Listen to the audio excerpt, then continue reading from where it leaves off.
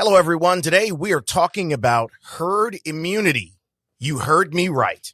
See what I did right there? Let's get this episode of Vax Matters started.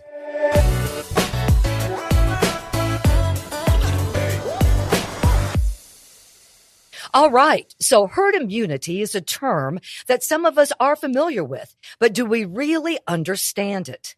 In today's world, I at least associate the term with large populations being immune to diseases that have vanished from most countries, such as smallpox or polio.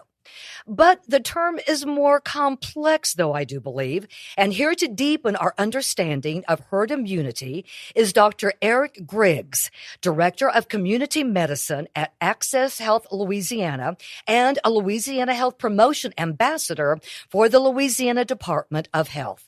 Welcome to our podcast, Dr. Griggs. Good morning. Good morning. Thank you.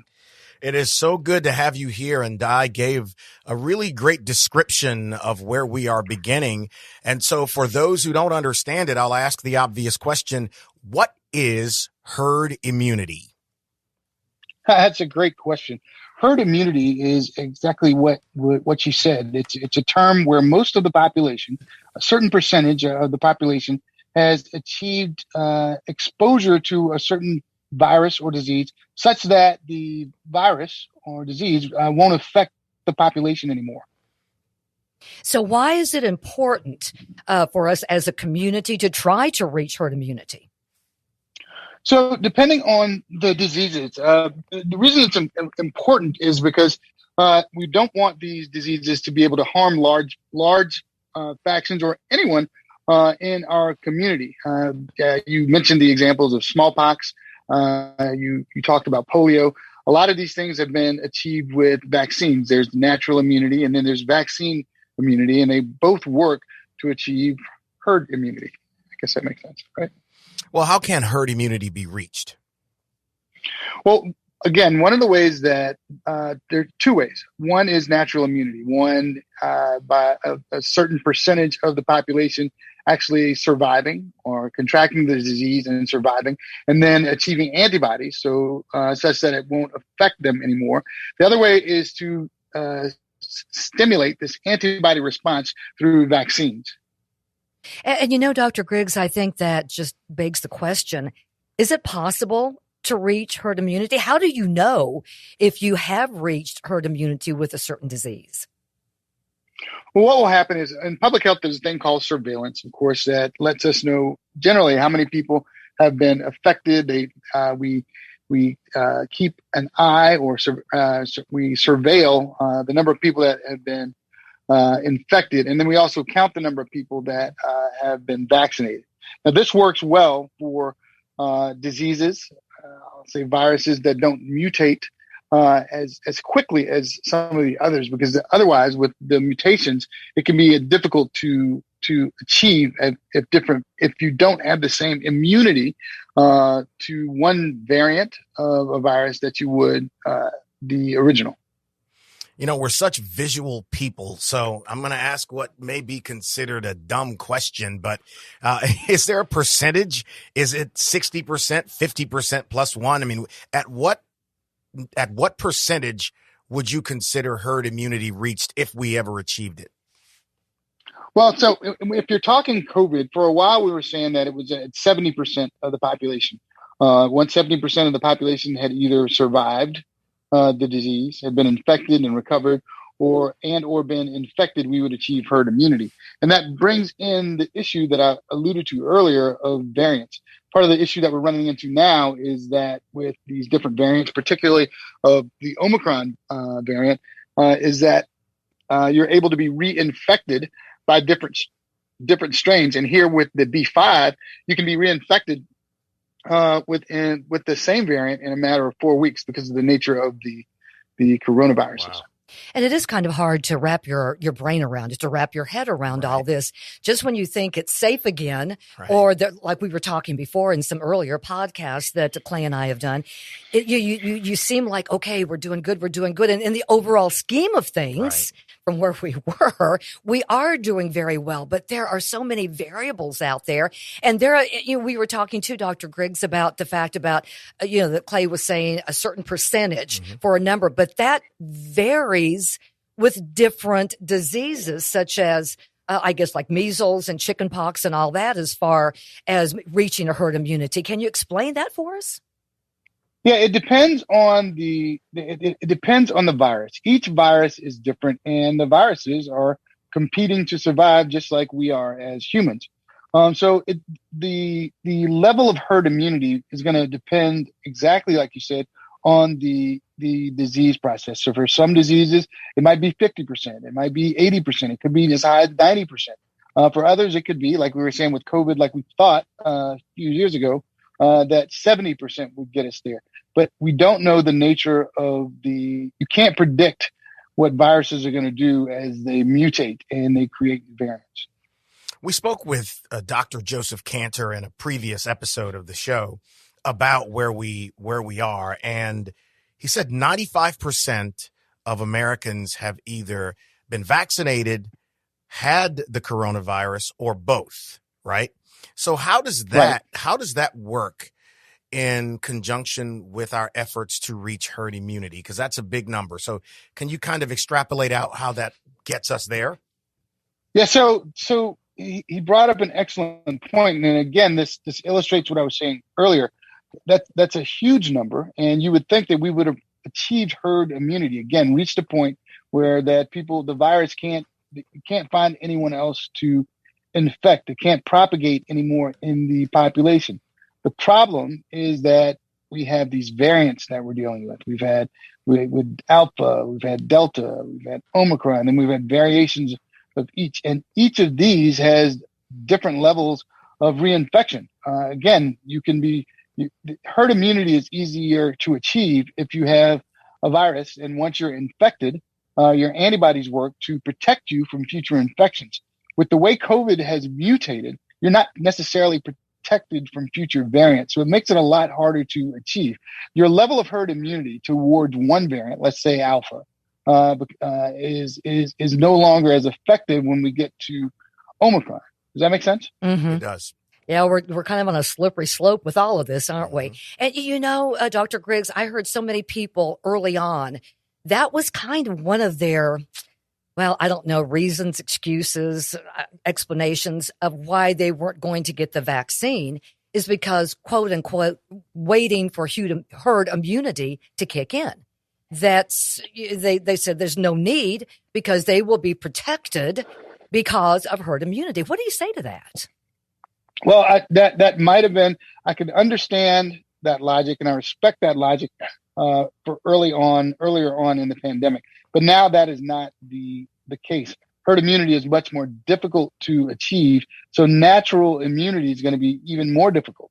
So we do need the aid of vaccines, and we're going to need boosters that have the different variants, protection for the different variants in order to get any level of herd immunity now.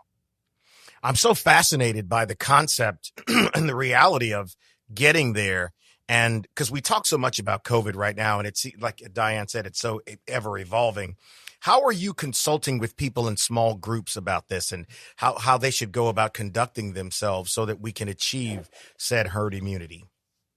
Yeah, so one of the things that I always use the example of the pandemic of 1918, when there were no such thing as vaccines. If we would conduct our behavior in such a way that we protect ourselves and stick to it, it makes things a lot easier. That if we maintain our distance from each other, if we wash our hands, if we wear a mask, things are simple. They're called NPIs, non-pharmacologic interventions. If we would be consistent in doing that, this thing would be a lot easier. And then we can get to the vaccine conversation. So then I explain that the natural immunity part. With vaccines allow us to help get there. Again, the vaccines teach your body how to make antibodies to whatever virus or variant that might be out there. Herd immunity is a lot easier when you're able to use both the non-pharmacological interventions and vaccines. The sooner we're all able to get on the same page, the sooner we be able to get there. The problem is that everyone really wants to operate on their own terms, with their own theories, and it just makes it a lot tougher. That is a challenge to get on the same page, I think, Dr. Griggs. And I believe that all the medical professionals, all the doctors, there's just so much that you can do. Is up to the individual to take responsibility to do what they need to do. Do you, in your opinion, do you think we'll reach a herd immunity with this COVID? Yeah, I think eventually, given enough time, all this happened so quickly. I mean, no kidding. We're going into our third year, and I don't know about you guys, but to me, it feels like it's about 10. Yes, indeed. Yeah. What I tend to tell people though is, listen, I'm not here to change your mind. I'm here to give you the facts, and hopefully, based on those facts, you'll make the wisest decisions for you. I'm going to be here regardless. I'll be here to tell you where to get vaccinated. I'll be here to tell you what hospital to go to. I'll be here to tell you where to get Paxlovid. I'll be here to tell you any of the facts that you want, but I just want you to do the best thing for yourself and for your surrounding community. And my job is to give you as many facts as I possibly can. Well, some people may listen to you and say, okay, if we reach herd immunity, that means it's over. We're done with it. It's been eradicated. Is that the same thing? No. So the thing about it is we still have to adjust our behavior because we're still in an ever evolving situation. There are very few diseases that we've wiped off the face of the planet. And I think we'll be dealing with COVID for a long time. So I think that we'll have to constantly adjust our behavior. If you think about it, the H1N1 flu that caused the pandemic 100 years ago, it's still around now. And if you want to not get sick, if you want to achieve any level of safety, you have to do those things. You get vaccinated, you use your non-pharmacological interventions. If you're sick, you stay home. If you're responsible, you want to wear a mask.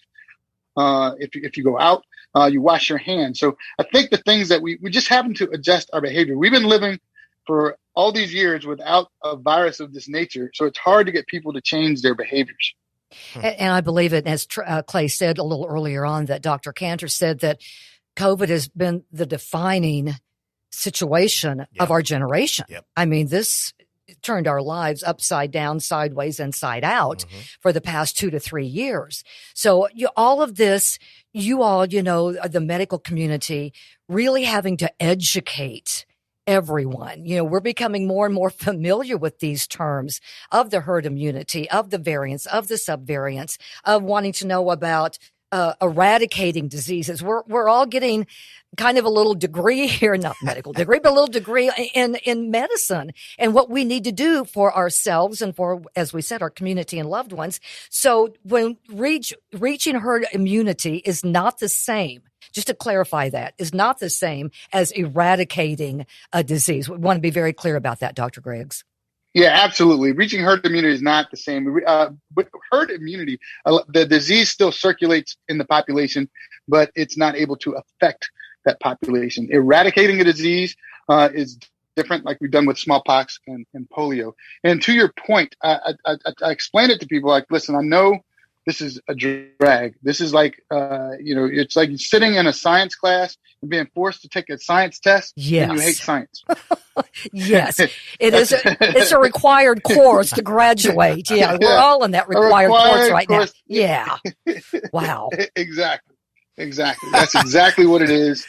And that's why I allow for the pushback. It doesn't bother me. I get it. You did not want to take science. You did everything you can to fix your schedule so you wouldn't have to take another science course. And here you are living one. Your advisor said, you got to take it. So you got to do this. I think you triggered Diane a little bit on that with that analogy. Oh, wow. Thank you. So listen, some people may hear you talk about herd immunity and the fact that we may eventually get there as meaning, okay, no more vaccinations, no more shots. We're done with this. I would assume that is an inaccurate assumption. Yeah, it's an inaccurate assumption. And the only way to get there, the best way to get there, it's going to have to include vaccines in the equation. Again, there's natural immunity and then there's vaccine immunity, and they work together to help achieve some semblance of herd immunity. And we were also discussing too, Doctor, about that public health experts really can't rely on herd immunity to protect people from like whooping cough. There are some things that just can't happen. Is that correct? Right. Well, there are some things that can't happen. And again, vaccines are a way to protect us from those things. I mean, we can't get around it. We've been taking vaccines for years. The concept of vaccines has been around for centuries and centuries. You can go back to the work with smallpox, with Edward Jenner, and prior to. Vaccines are something that save us. We just don't realize it. They've become so ubiquitous. You take them before you go to school. We don't think about it. These diseases, we've never seen anyone with polio. We've never seen anyone with smallpox. We never had the sense of urgency. Luckily, I mean, it's a sad thing that COVID is as lethal as it is, and we've suffered a lot with that. But you can only imagine the suffering that people witnessed with polio and smallpox before there was anything to be done about it. So it's just something that we just got to get used to. It's another one. And there was pushback then, and we'll just have to deal with the pushback. This is only year 3.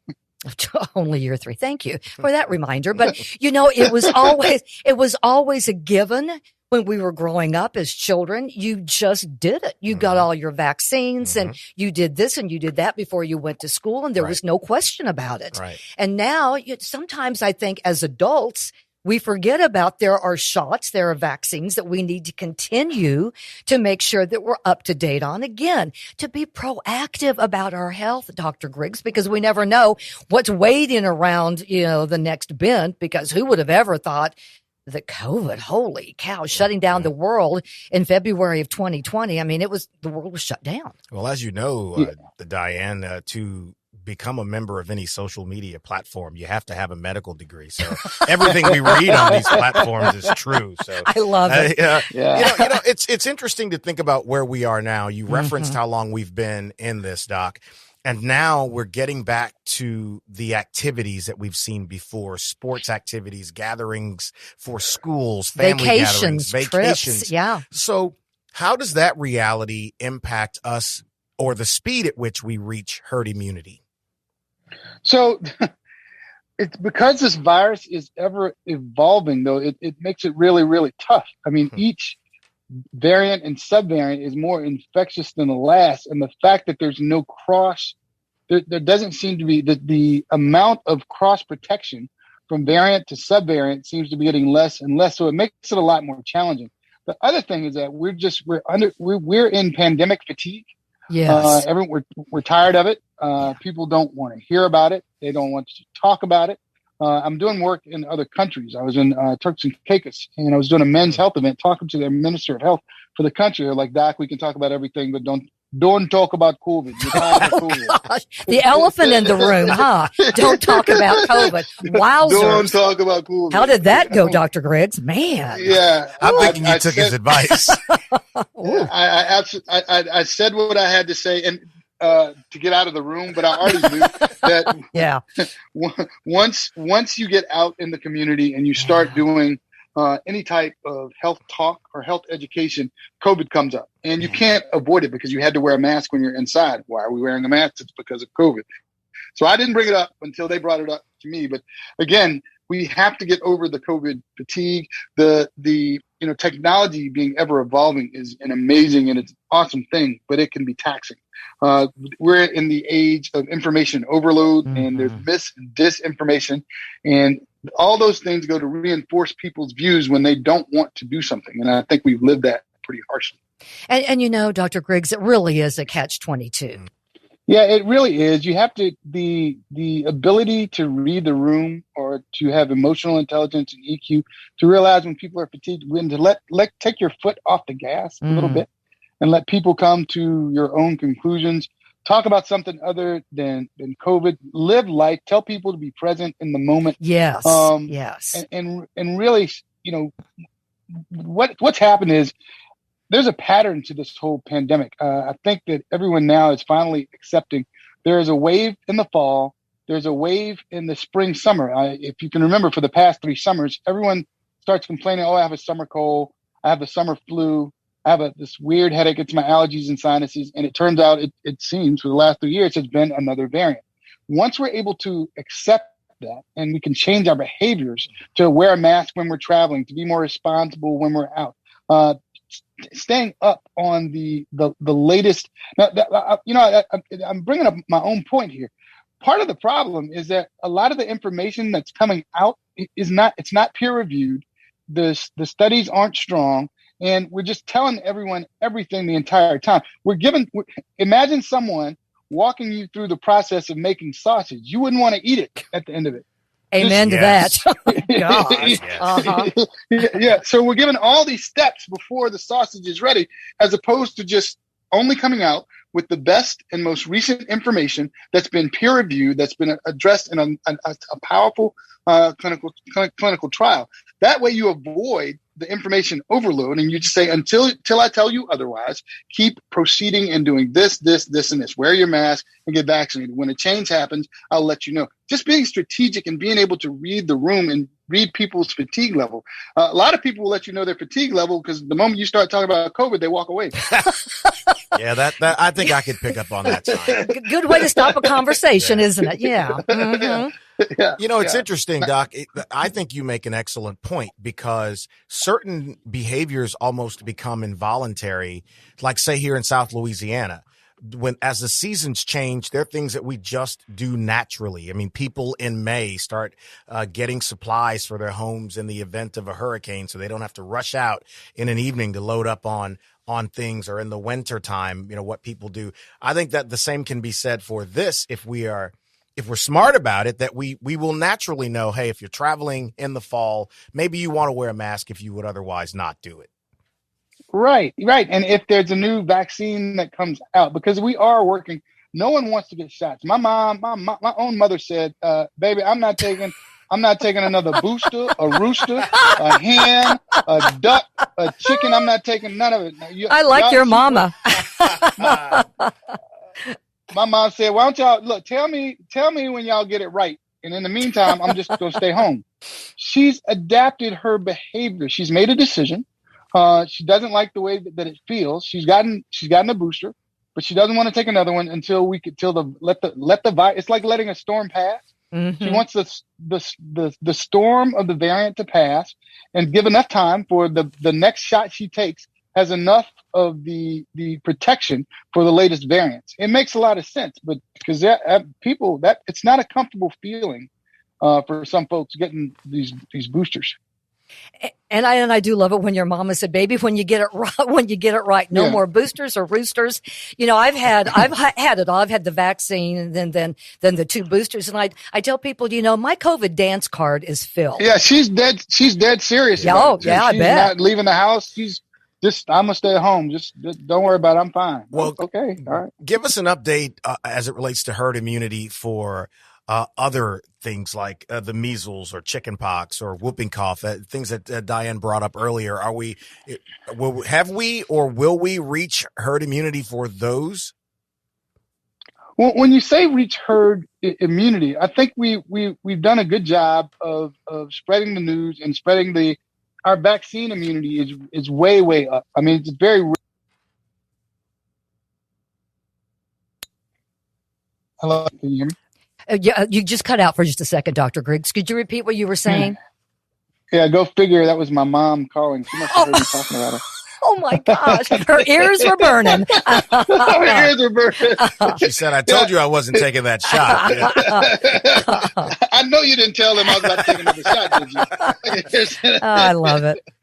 But you were saying, you were talking about the measles, the mumps, because we've had such success with vaccines. You don't hear of those anymore. And I think we've done a good job with herd immunity through vaccine immunity. Now, should we start to wane on our vaccines, you'll see the numbers go up again because they're still here. They're not eradicated from the planet. They're still here, and they're always waiting and competing to try to get into our species and pass their genes along, really, and making us sick in the process. So I think we've done a good job with vaccines, and combined with the minimal natural immunity, because so few people actually get infected with these diseases. But I think we need to keep the pace. We can't let our guards down because they're always waiting to attack. And Dr. Griggs, I really appreciate and just so identify with what you said about living in the present. Live your life, live in the present. We've been through some challenging days and years. And this was really brought home to me personally when I was able to finally travel up north during the holidays and the first of the year to see my family. I hadn't been able to see my family in over 2 years. And it was, I'm not related to anybody here in South Louisiana. I have to go north. And the reason being too, not only for my own safety, but my family, so very careful about quarantining. I didn't want to make them uncomfortable with me coming to visit. So when I got up there, oh my gosh, it was just so fabulous. I couldn't think about the 2 years that we hadn't seen each other. I couldn't think about, well, what's going to happen in the future? Am I going to be able to continue to come up here or not? I had to absolutely live in the present, in the moment. And I got to tell you, Dr. Griggs, I think that was one of the best family just reunions that maybe I've ever had. And I've been around for a while and I've had a lot of family reunions and with my family, but it just made it even more precious. So precious to live in the present. Yeah, it's yesterday's history. Tomorrow is a mystery. All we have is today. Yeah. And you want to make as many memories, fun memories. I mean, I don't know if you can remember that first hug from a family member you had. Oh my gosh, the tears. I mean, you didn't want to let go.